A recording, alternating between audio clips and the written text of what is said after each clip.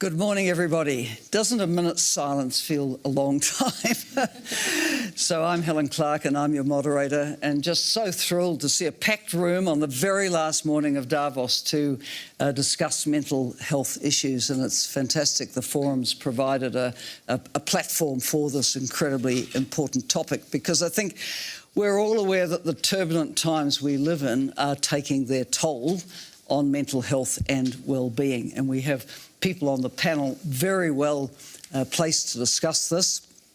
When I said to Stanley, how do I describe you? He said, I'm the business guy. But business has got a big interest in good mental health of its employees, its staff. Next to Stanley Bergman is Maria Manojlovic, who is the Executive Director of Safe Online USA, focusing on digital safety for children, a huge issue, as we know. And then we have Linda Mills, President of New York University, who herself has a background, academic background, as a professor in the social work area and also in law, and has focused on trauma. If I think back to my own experience, I was a Minister of Health a very long time ago in the late 1980s in New Zealand, and my job at that time was to close down the major institutions that people spent years and years of their life in, and move people to community-based care. And that can be done well or done badly, as we know, because in the community you need support. But the issues have changed so much since then with the pressures on people. We think of young people during COVID, the isolation that brought, which had a significant impact on health and well-being. Loneliness soared as an issue. And loneliness in general appears to be quite a significant factor in driving rising rates of dementia in society now. We have eco-anxiety, young people also showing a lot of anxiety about what's happening to our climate ecosystem. So there's a lot of pressures out there, and we want to get into them. I'm going to have some sort of framing, positioning first from our panellists, but then we want to get into solutions, because we're all solution-focused when we come here to the WEF. So, Stanley, if I come to you first, and you and I are probably more the lay people on this panel, but from your business leadership perspective, how are you yourself seeing the conversation around mental health and well-being changing? So, Helen, first of all, a huge part of the US GDP is spent on healthcare. It's about 18%. Of that, about 2/3 is related to the non-communicable diseases: pulmonary, cardiac, cancer, diabetes, and two other ones. One is dental, because good oral care means good health. That's the world I come from. And then the mental health area. So dental and mental health, we work together a lot because we're not viewed as the big four, but we're very relevant. That's number one. Number two, since COVID, or with the onslaught of COVID, we've had this isolation in the workforce. What we do know is over 90% of workers, at least I'm talking about the United States, in one way or another are impacted by mental health, whether it's directly in their family or a friend or a friend's family. And this is leading to real tension driven by working from home, because working from home means you're in isolation. And so from a business point of view, the impact on productivity is significant. That's my business hat. But from a human point of view, I think the impact on all of us is huge. You'll hear from the experts in a minute. I'm not an expert on mental health. But what I think, and my message today to business leaders, leaders of institutions, is be on the lookout for what's going on in your own organization. It's too late when the people that work for you or your families show up in the clinical setting. Yes, things can be done. We have to be on the lookout in advance. We have to be on the lookout for action at home, for action amongst our team. Things that indicate that there's some form of mental illness, and we have to be ready to recognize that it is an illness. There's nothing to be ashamed of. If you have a cardiac issue, you're not ashamed of it. if you have a mental issue, there may be a stigma. We have to get rid of that as business leaders. I will leave it to the experts to go into detail on how you can identify this. No, thank you, Stanley, and you brought up such important issues about the working in isolation and also the stigma that people often feel, and that leads to a reluctance to come forward and ask for the support you may need. Maria, coming to children and digital systems, these systems were never designed with mental health in mind, right? But have profound consequences for it. Your turn. I first want to turn to the audience. How are you feeling today? It's the last day. Great. Yeah, you know, take a deep breath. We are here. We made it through this week. It was probably overwhelming. But I maybe want to ask you to raise your hand of those of you who feel optimistic and hopeful about the future. Okay. That's a good ratio. I like that. Okay, that gives me hope as well. Because we've heard a lot. We've heard a lot this week, and I think one of the things that I have been thinking mostly about has been the announcements around, you know, humanoid robots, replacement of human force, AI penetrating every aspect of our lives, people being worried, including the CEOs of the very companies who are making the big chatbot AIs and LLMs, saying that the biggest concern that they have is not about labor markets or energy markets and things like that. It is, how will we redefine what it means to be a human? What is the meaning and the purpose of humans in the age of AI? And that's very worrying to me because I don't feel that none of these companies have actually measures or thoughts about monitoring how are their businesses, their models, impacting mental health and well-being of humans more broadly. I've been working in the space of child online protection and safety for 10 years now, and what we have seen in terms of the impacts of digital technologies onto the mental health and well-being of young people is that humans tend to minimize and normalize things that are happening in the online world because they're happening in the online world, they're not in the physical realm, while the harms and the impacts on the mental health, on the well-being, health more broadly, interactions and life outcomes is as severe or if not more when it comes to the digital world. I will give you a trigger warning because things that I talk about mostly also relate to sexual exploitation and abuse of children in the online ecosystem, but also then other types of harms that are associated to it and more broadly mental health related issues. Just kind of to set the scene, annually 300 million children are reported to be sexually abused in the digital ecosystem. That means that they're being sextorted, shared explicit images of children being raped and abused are being shared across the open and the dark web. And this is just the tip of the iceberg. This is just about those cases that we know about, but there is so much more happening. We are seeing a huge growth in the deep fakes of sexualized images of children being produced by generative AI models. And this is not only, people always say, like, well, is it that harmful if it's not a real child? But it is because it normalizes sexual abuse of children. But it also creates an overwhelm of the system that is already overwhelmed in terms of investigating these cases and trying to find the actual victims. So you will have law enforcement capacity being spread across, trying to identify victims that potentially do not exist.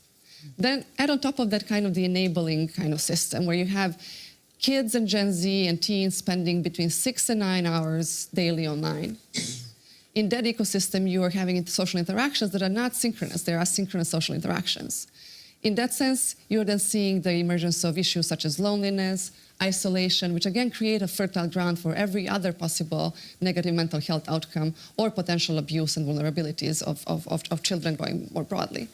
What we know in terms of the young people and mental health is that 1 in 7 10 to 19-year-olds globally has a mental health condition. Most of the mental health conditions, 50% of the mental health conditions appear by the age of 18, which gives us just a sense of how relevant it will be to actually look into kids particularly. And then add on top of that the AI. What AI is now doing to our kids, especially these general purpose conversational chatbots, is that they're creating intimacy and companion attachments between kids and machines. And this is not something that ever existed before. Before, the models of social media companies were attention economy. They were trying to grab your attention, which was already psychologically powerful enough. Now we are moving from attention economy to attachment economy, which creates even more profound links between the humans using these models and the actual business models of the companies. The reason why we are worried is because children are seen mostly by businesses as resources. Children are the early adopters of technologies, and these extractive models that need data actually want to engage children as early as possible to be able to use that data for the development of further improvement of their models and engagement around profit, obviously. So where I want to kind of like wrap us up is that the conditions in which we are operating is that there is an arms race to create AI models and deploy them across the spectrum of human endeavor.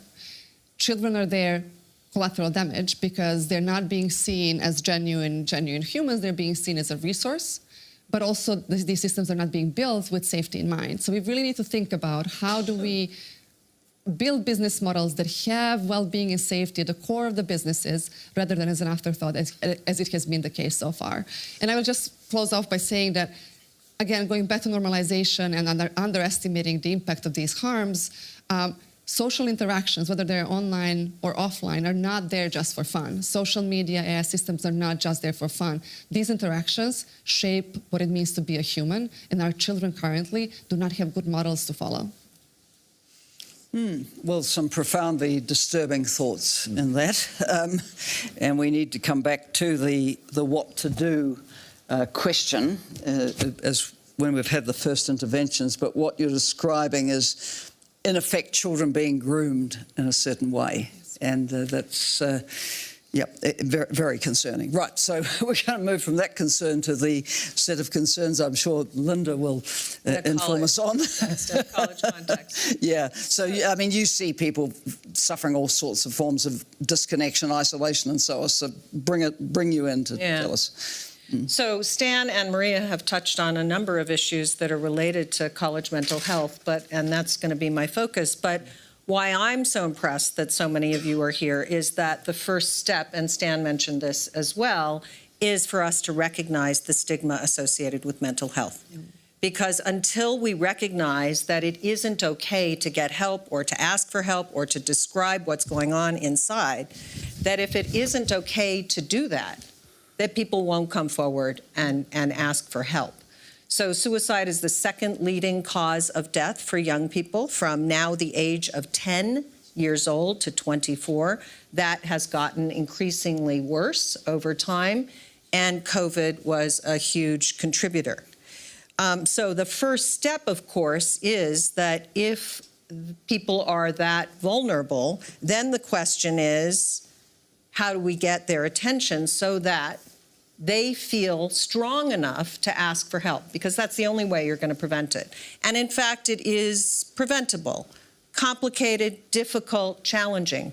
But if people come forward and ask for help, we can take steps to support them. And we can talk a little bit about what some of those solutions are. 50% of people who are in that level of distress don't come forward to ask for help. So that is the key that unlocks the door to addressing this issue. And the reason why I'm so excited that all of you are in this audience, and it's such a large audience, is it starts to acknowledge that mental health is a serious issue that all of us need to address and take into account in each of our various industries, whether it's not-for-profits, whether it's Stan in business. We have got to recognize that we can actually build in supports so that people can start to feel and experience the resilience that they need in order to confront whatever it is that makes them suicidal in the first place.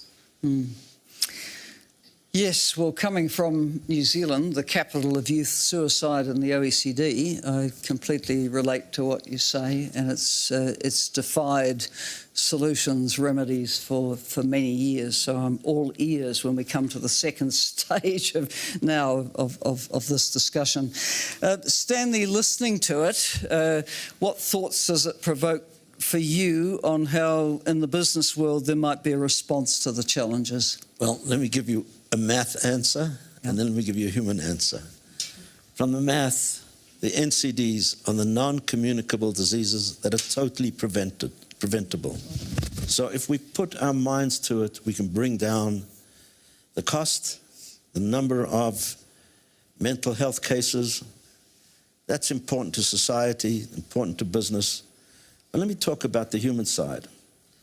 I think this AI whole concept is very dangerous because it takes the human touch out of so much that is involved, at least from the healthcare point of view, and that's my business, the whole area of touch. So I'm a skier. I've had four accidents and 4 operations. I was mortified. My wife's a physician, and she told me not to worry, but I was mortified when I had to have my first back operation. And I was sitting in that, ready to go in for the operation, and a nurse held my hand and said, "It'll be fine." That changed everything. When I woke up, I was in a different state of mind.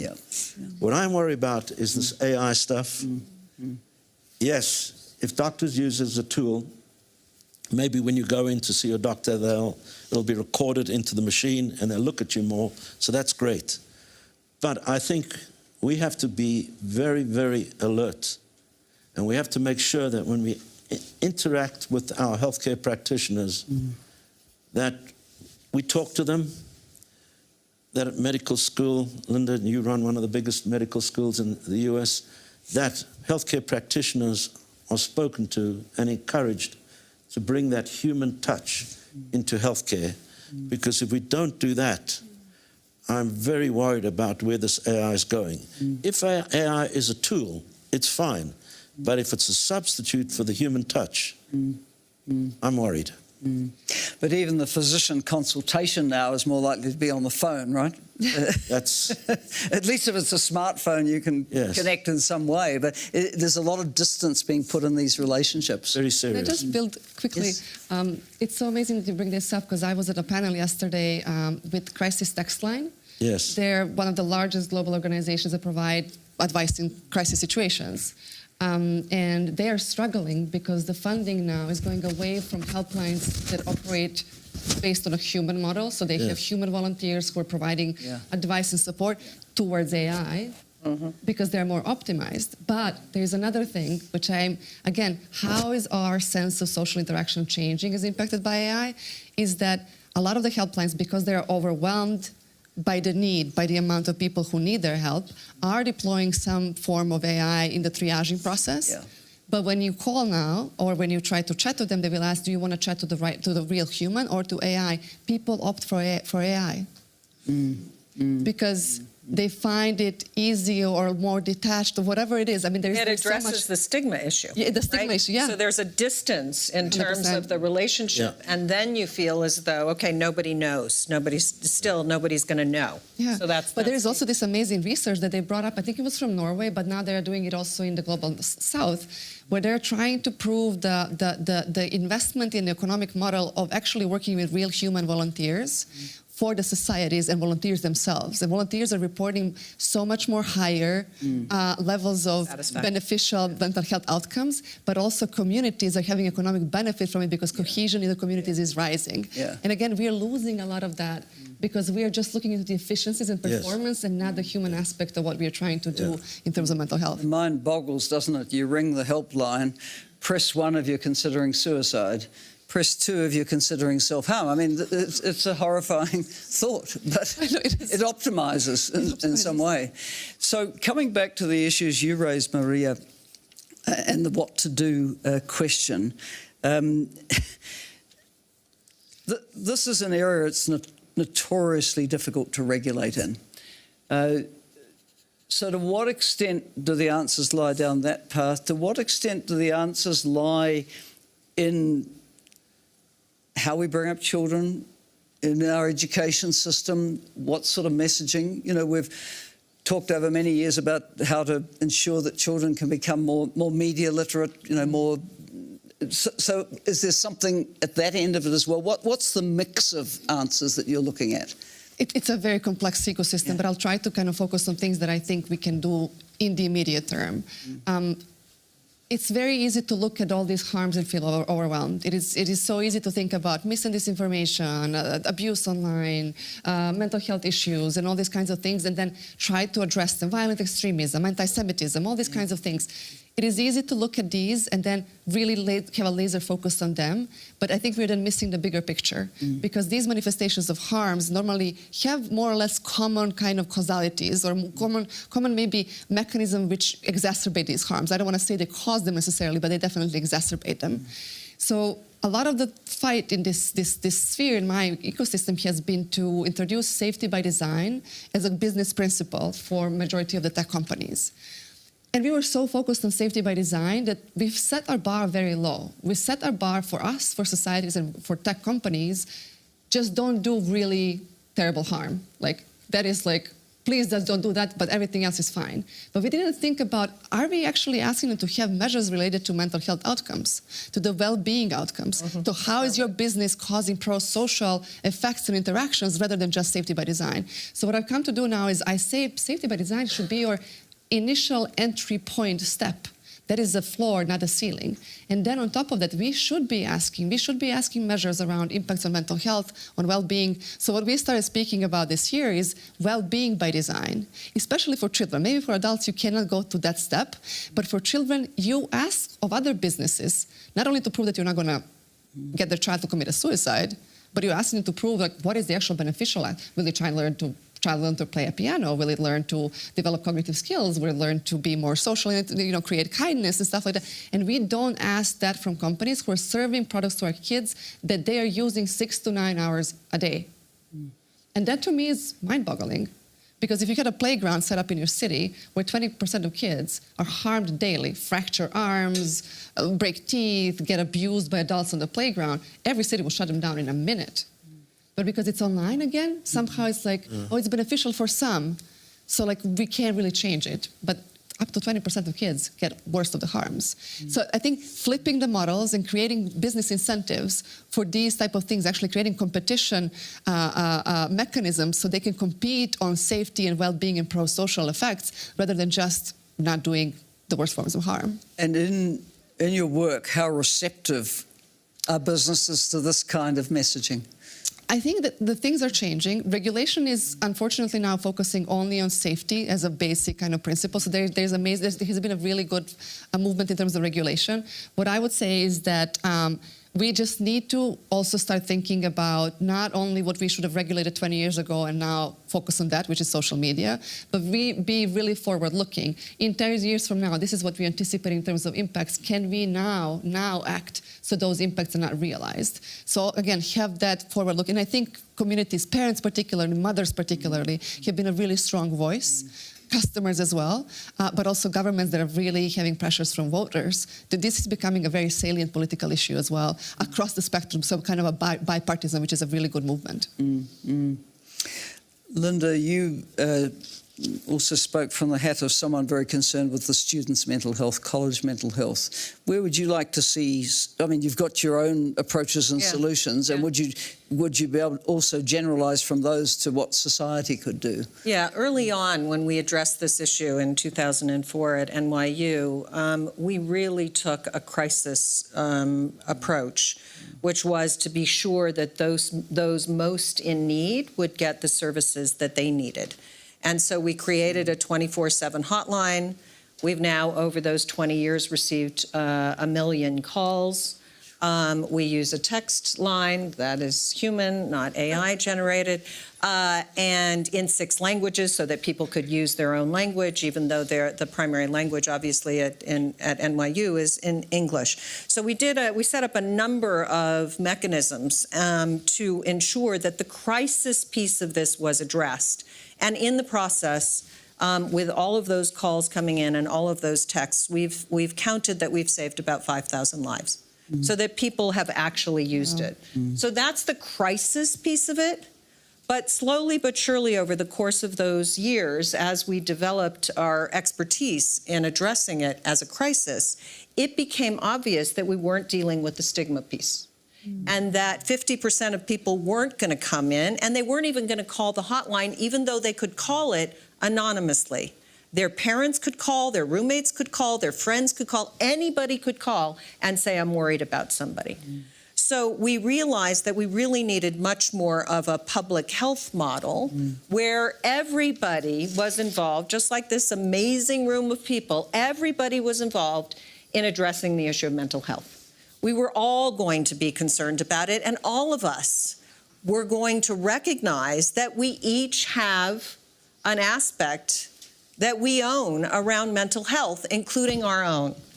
And what the evidence shows is, for example, leadership talking about mental health and ways in which they take care of themselves, from a nature walk to a craft, to putting their phone away while they're preparing for class, whatever version it is, but leadership articulating the importance of mental health is really, really important. And so everybody in this room has an opportunity to actually confront and address the issue of stigma, because each of you in your own spheres play leadership roles. So I think those are a few of the mechanisms that we've developed. But what's key here is it's just taking out the fact that mental health is somehow exceptional. It is central to our very beings. So moving from the crisis approach to more one based on prevention, being more open about it, involving more people in the conversation, coming up with ways of dealing with stress and so on. Yeah. Right, well, this audience has come in great numbers, and we're going to give you a chance now to articulate any questions you've got on your mind as you listen to the panel discussion. So I'm going to look for hands up, as it were, and who would like to come in first. Yes, at the back. Michael Hengartner, thank you very much. Australia has decided to forbid social online activities for young people. So, as an expert, what's your opinion on that? Is that something other countries should follow? Are there any negative side effects to this decision? Or is it, in your view, going to be a mostly positive thing? It is hard to say at this point in time. I would say that Australia's move is just a proof of what happens when you don't respond as a business onto the cries of people who have been asking for better protections and better safety. At some point, Australia has decided, well, this is not good enough anymore. We will just stop it. I think I don't expect any major negative impacts. Will it be hard for the generation of kids who, up to this point, have been online 6 to 9 hours? Yes. And I think there was a really good, Julian Malgrant, who is the safety commissioner in Australia, and their team have been working in lead up to this regulation to actually create support networks and create kind of guidance for parents, for kids on how to overcome these withdrawal symptoms, because kids will have them, and go back to having different ways of communicating. However, I will say the shortfalls of this regulation are that it took us way too long to get to a place to define even what social media is. So what they have regulated are specific platforms, but kids are now moving to AI chatbots because they're not part of the regulation. Yeah. So basically what you've done is now more of them are going to be using ChatGPT and other things rather than social media. And again, that's what I'm saying, regulate for the future, not for the past. It's really the genie's out of the bottle, right? And the children are adept at using the internet and platforms, so they'll may well find another way. Effectiveness of it will be. Let me say one thing about the college context, if that's okay, not going in the Australia route, but we have Jonathan Haidt in our campus, a Stern professor, obviously the anxious generation, who's written a great deal about this, and we are working very closely to create the right conditions in college for how students use the internet and every form of AI. So this becomes a crucial issue. It can't be that we're going to regulate in a way that means that students will have no access, but we're in conversation now with faculty and staff around when is it appropriate, and then how do we do and create in real life activities so that students understand that this is a moment where you put your phone away. And when the research shows that when you put your phone away while you're studying, you do better as a result. So there are a number of outcomes that are clear that once articulated, particularly to those who are in this developmental stage at college, that this is an opportunity for them to change the way in which they actually live their lives. Just something I think, Helen, you will appreciate this as well. What I also want to put in front of you is something that you will not hear often in its context, which is we don't talk enough about the global south context when it comes to digital and mental health. We talk about the global north, and this is like we feel very privileged to be talking about the off-ramps, the third places. How do you actually create conditions for people to connect back, to be more disconnected? When in the global south, the major discourse is how do you connect as many kids possible and give them devices, one device per child, and a lot of these programs are doing exactly that.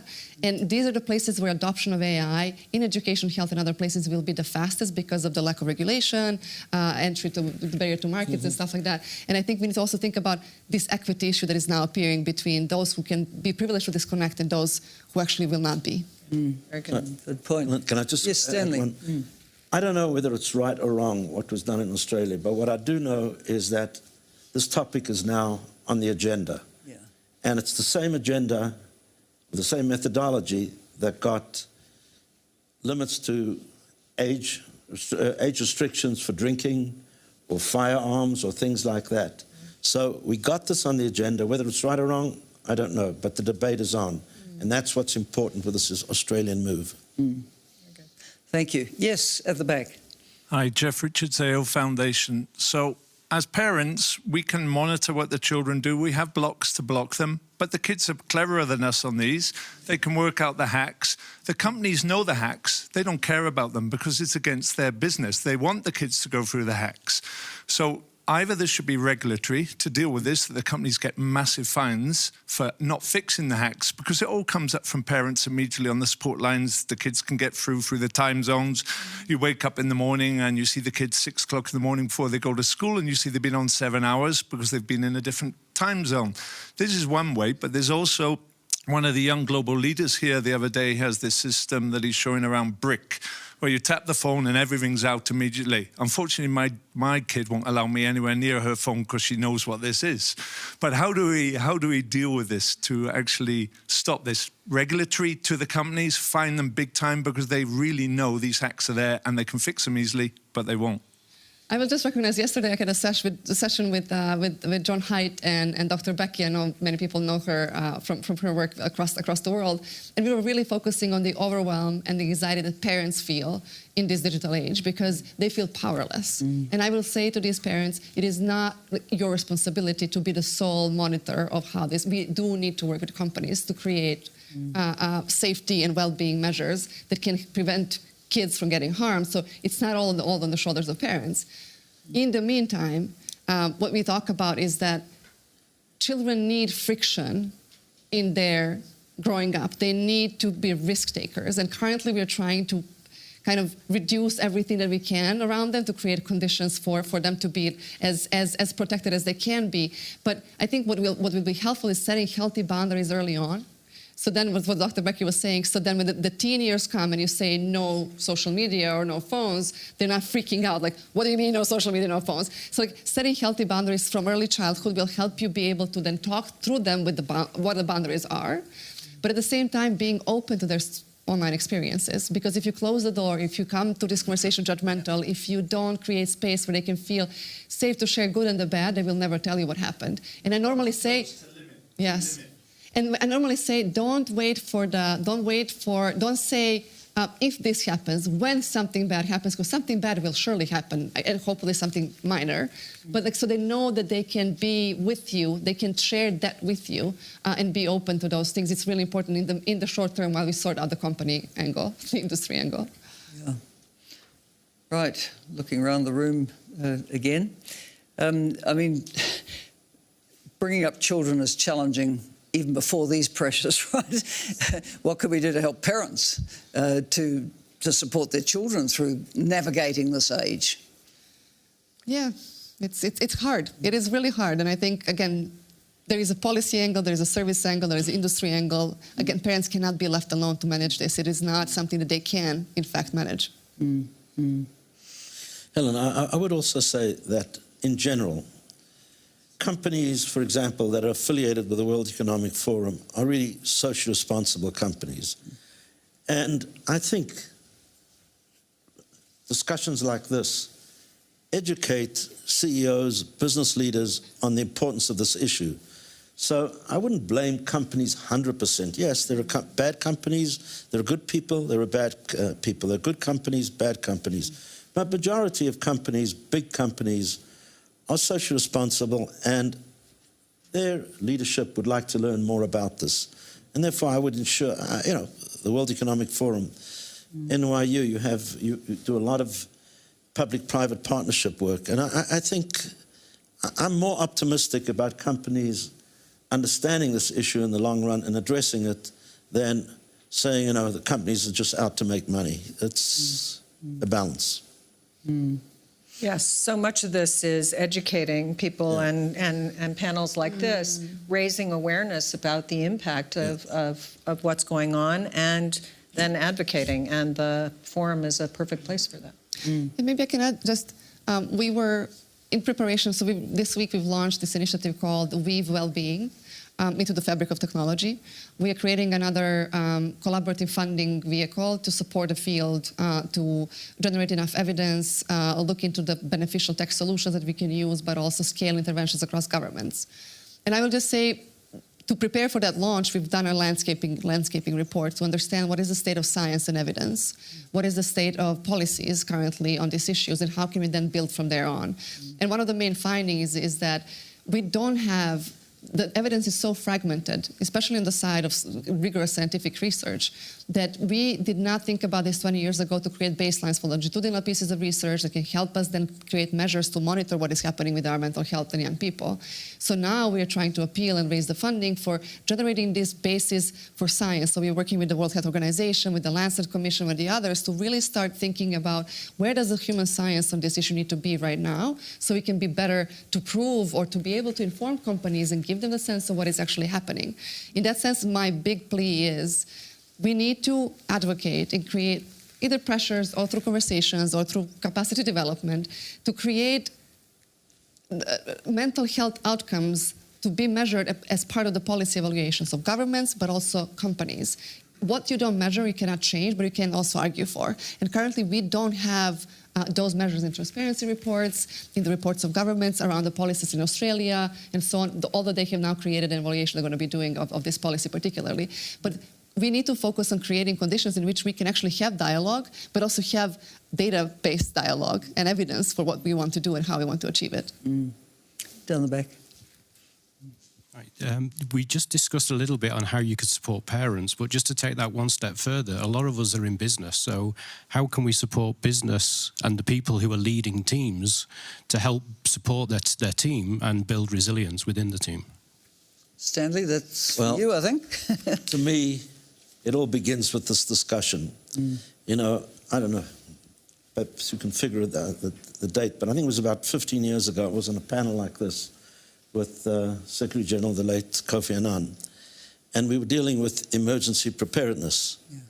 And I turned to him and I said, you call, business will come. Maria, I don't want to put pressure on you, but if the mental health community reaches out to business, business will come. We just don't know that all the issues you're involved with. And I would say the same to you, Linda, through your academic institutions. Call us and the business people will come. I mean, students are transitioning, obviously, into business as they graduate from colleges, and that support, particularly in a post-COVID moment. We haven't talked about COVID, the influence of COVID, why people are so attached to their devices, what happened as a result, the high levels of loneliness. I mean, it is staggering what happened as a result. An entire generation affected by their isolation and their inability, and now they're making up for it. And so there are so many opportunities for us to work together to understand how walking through this pipeline at the college level, and then as they enter their life of work and all that means. And so we have collected a huge amount of data during these 4 or 6 years that students are going through the college process, and then we kind of hand them off. We have so much information about how you can build in mechanisms of resilience for students as they transition into their work lives. It's amazing. And we need to come together and have that conversation so that those students, those graduates, can be successful now in their life, in their work. Yes. So we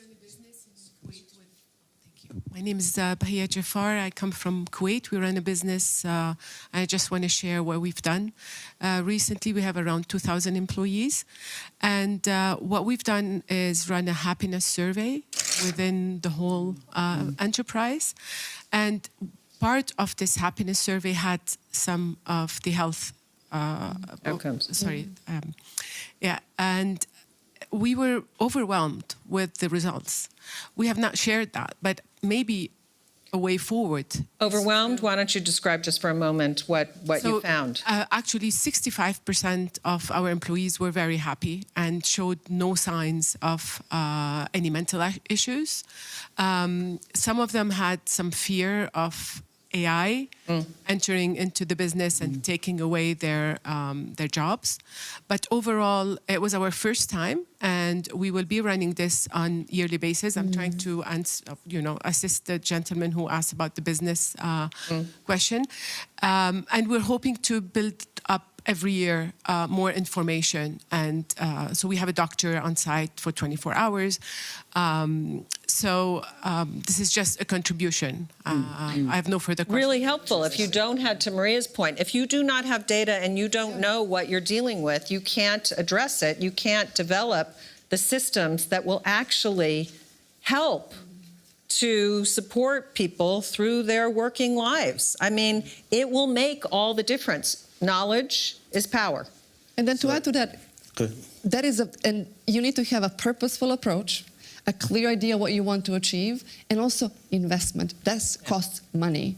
And we never get to speak about the cost of actually doing all of these things when, as a collaborative funding vehicle, we are really trying to raise the funds, but it is really hard to raise the funds for this issue because it's not on the top of people's agenda. So, and it costs enormous amounts of money for companies, for trust and safety teams, leading companies, for all of you. So there's cost. And I'm going to add, it contributes to productivity. Yeah. Yes. Right? And so it's an that's the investment, it's not only a cost. Exactly. So we run a pulse survey in our business every year. And one of the highest rated agenda items that comes up is social responsibility engagement. Yeah. People can get involved in helping others. And I think that drives up morale and also indirectly deals with mental illness, loneliness. Yeah. Incredibly helpful.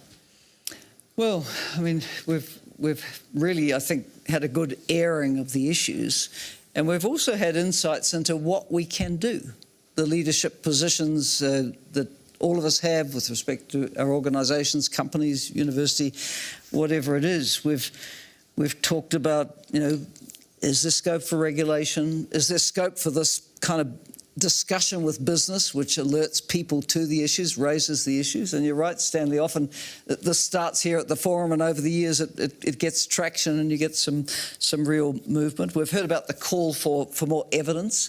I think the use of the staff surveys is obviously very constructive. I mean, probably most organisations will do a staff survey, so having a conscious focus on these issues so that they can be addressed is very, very important. Can I ask the panel, any last point you really want to make to impress the audience on this? I'm going to say a couple things. I want to speak to the volunteer issue because businesses can organize those kinds of events that can be incredibly effective. So we worked with an organization called AFIA last year that sends supplies all over the world, and students, hundreds of students came in to participate, and it was very effective. And Great. Those sorts of events actually raise people's sense of resilience. So I'd say that. I'd say there are a number of programs. We use one called Radical Health, where with just 4 modules, you bring people in, and it helps, again, around resilience. Literally 4 modules. It's peer run, so that nobody feels as though people are looking at them and somehow their stigma is going to get triggered.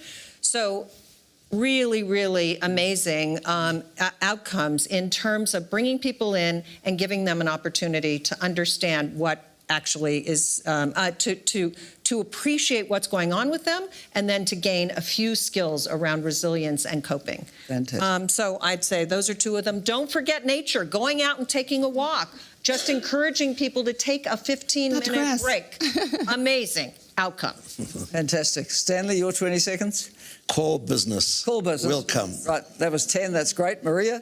Well-being by design. This is not, let's just flip the narrative. We need to focus on well-being and be inclusive and participatory. Lived experience is critical for these debates because the worst products are developed when people who are alike sit together and come up with a great idea, and then the impacts on marginalized groups, people who are vulnerable, are just tremendously harmful. So be participatory, well-being by design. And what better place to say go outside for 15 minutes on a fine day at Davos. Thank you, everybody. Thank you.